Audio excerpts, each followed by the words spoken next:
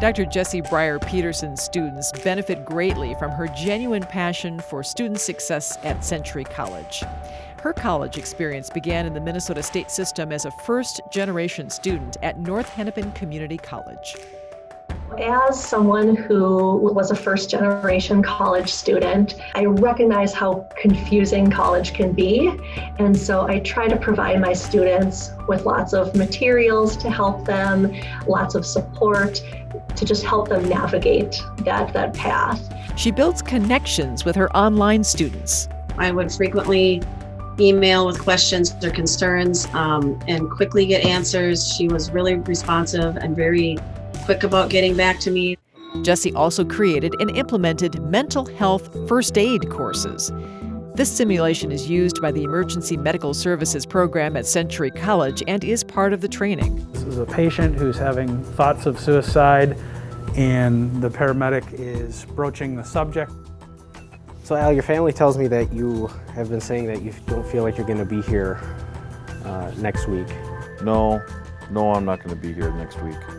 We use the mental health first aid training to supplement our existing curriculum for paramedics. Well, you need the responders healthy to help the public. The responders are taught the correct method to communicate with a patient. And what surprises many people is that the correct way to ask about suicide is to come right out and say, are you having thoughts of killing yourself? So Al, when people say things like that, it usually means that they're trying to harm themselves. Yeah. Or kill themselves.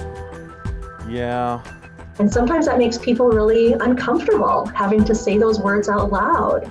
But we practice those in the training. And practicing makes it go better when you do have to ask someone.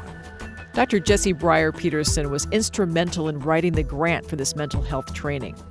As a result, at least 1,500 people in the community, including Century College employees, student leaders, individuals who serve veterans, and first responders and their families have received the training. At this point, our attendees have reported using it over 7,000 times.